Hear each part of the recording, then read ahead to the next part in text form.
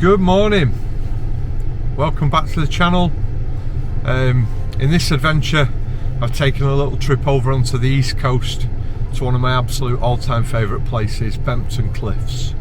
I'm here really early, it's 6:30 in the morning, and I like to come nice and early just if there's a chance that you might get to see the short-eared owls and the barn owls. From my experience of coming to Bempton Cliffs, your best chance of seeing the barn owls is early doors or at dusk. So I'm here for the weekend. Hopefully some of the gannets will have started to return to the cliffs now. We're right at the end of February, just about to go into March, so the gannets do start to return from about January really, so we should be able to see a few gannets, maybe a few of other things as well, but we'll just have to see what we can see, so come along with me for the journey.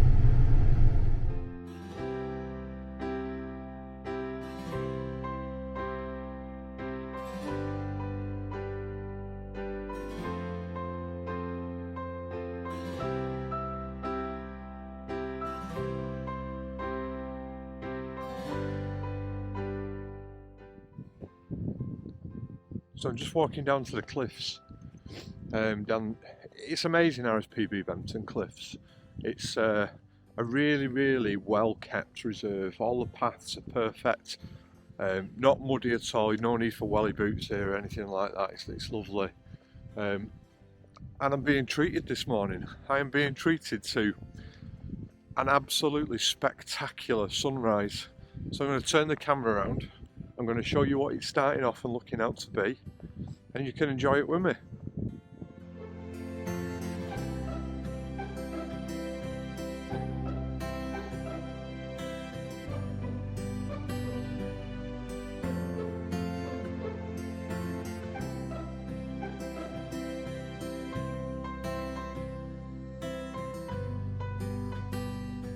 So you get up nice and early, you see the sunrise, and then you're beaten by the weather. So what do? Do you go back home, get back in bed, make a cup of coffee? I always think if you've made the effort to get up, it's worth at that point going and doing something. So as it was bitterly cold, it was far too cold for me to be taking photographs out on Bempton Cliffs, certainly without a woolly hat and gloves. I decided to go for a game drive. So I do this quite often when the weather's particularly poor, usually when it's raining. And it's great early morning at a weekend because not many people on the road, so you can afford to drive around slowly and see what wildlife you can see in the same kind of fashion as you would do if you were in a safari. And so this morning I've seen brown hare, I've seen roe deer, I've seen a kestrel. So it's been worth going out. If I've got anything decent out of the photographs, I'm not particularly certain I have, I'll put it up on the screen now for you to see. But if I haven't, it was a nice morning. It's been nice to have a drive round and see Flamborough Head and perhaps some of the different places I wouldn't have gone to if I'd have been successful on top of Bempton Cliffs. So it's time for some breakfast now. I'm going to go and get some breakfast and a nice cup of coffee and get myself nice and warmed up. So after a very cold morning on Bempton Cliffs, I've come away and decided I'd go back to Bempton Cliffs later on this afternoon. So we've driven down to Filey, had a walk on the beach and a cup of tea, and then we thought we'd take a walk across the cliff tops to Brig Houses. Always take my camera, got to take it with you everywhere you go, you just never know what you're going to get. And I've just come across a kestrel hunting at eye level of the top of the cliffs. So I've got some fantastic photographs which I'll put up on screen now. I'm sure the wind is probably destroying my speech, but I'll put it up on the screen now and you can judge if you think they're any good for yourself.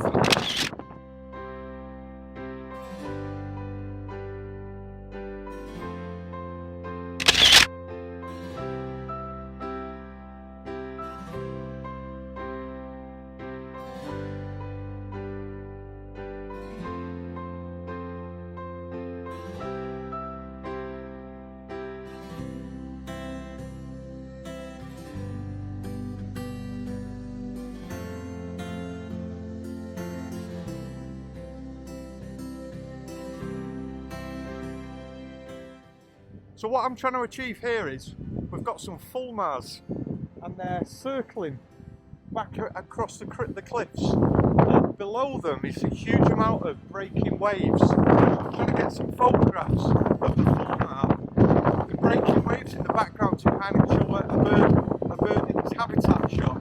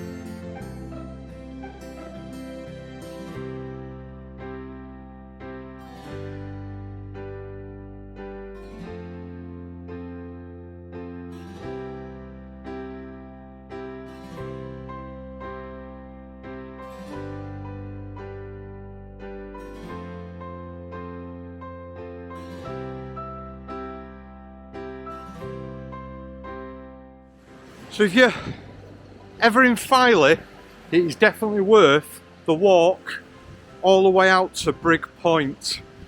It's an old Roman fort, but it's absolutely littered with wildlife. I've photographed turnstones, plovers, sanderlings, I think, not 100% certain. There's been cormorants, fulmar, all manner of different wader birds and bird life. It's been absolutely fantastic and definitely worth the trip. So if you get to Bempton Cliffs, and Bempton Cliffs isn't exactly what you think it's going to be, or the birds aren't showing, just go a little bit further up to Filey. Absolutely an incredible place. Kestrel's here now, so I'm going to get some more pictures of that. These steps are not for the faint-hearted. Bit rickety, very steep, certainly gets the blood pumping.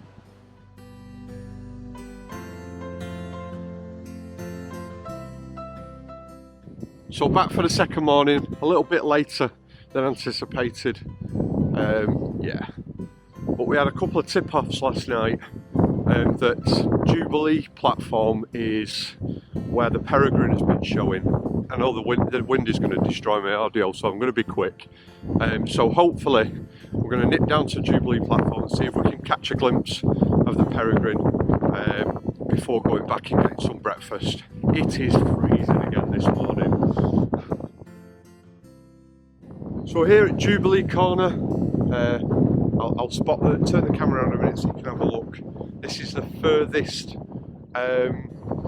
platform that on the RSPB reserve. It's right at the northern tip. So it's 2 levels, it's a bit different than the others. And it's quite nice, I'll show you.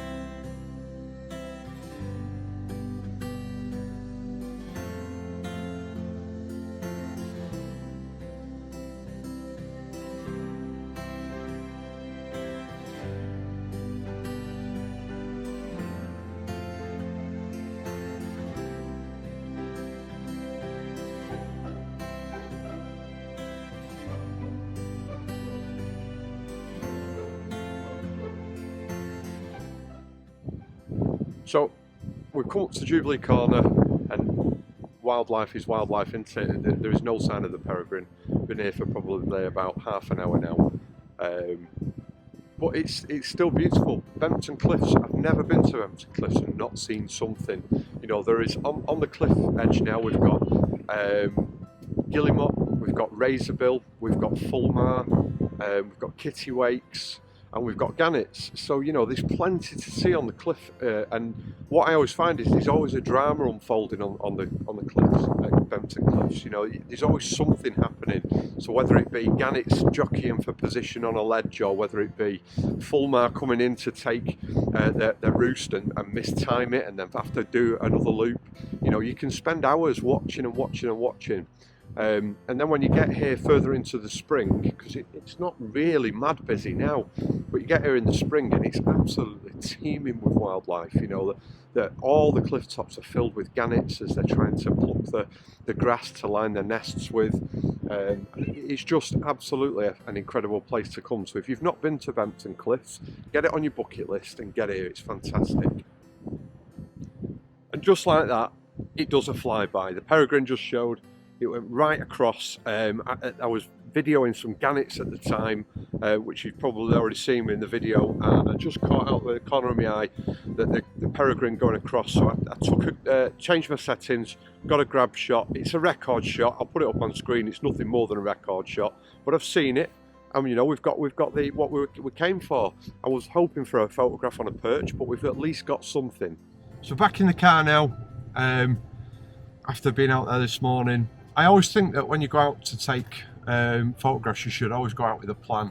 So when we came for this weekend, the plan was barn owls, short-eared owls, possibility of a peregrine falcon. So that was the plan. But with wildlife photography, as great as a plan is, and to go out with kind of an idea in your head of what you want to achieve, you need to be flexible. You need to be able to roll with the punches, really. And you know, if the target species that you're going for doesn't show up, don't waste your day, you know, have a look at what else is on offer. So yesterday we came for the short-eared owl and the barn owl, and they didn't show. So we went over to Filey and went on the brig and photographed purple sandpiper and kestrel and cormorants. You know, I had a fantastic afternoon photographing species that I wouldn't normally have photographed. Came here this morning, got a grab shot of a peregrine, not really what I was looking for, but still had the opportunity to see those gannets, razorbills, guillemot. Okay, there's all these different opportunities that are there for you. So don't become fixated on what you've planned to photograph, and kind of just be flexible and go with the aim of trying to photograph whatever's there. But most importantly, get outside, enjoy the fresh air. It's so good for the soul, and you need to be doing that as frequently as possible. So as always, if you've enjoyed the video, click like. If you would click subscribe, that helps with the channel. I've seen that, you know, the majority of views that I get on my videos are not people who've subscribed, so if you could subscribe, I'd really appreciate it. And that's all for now. Ta-da!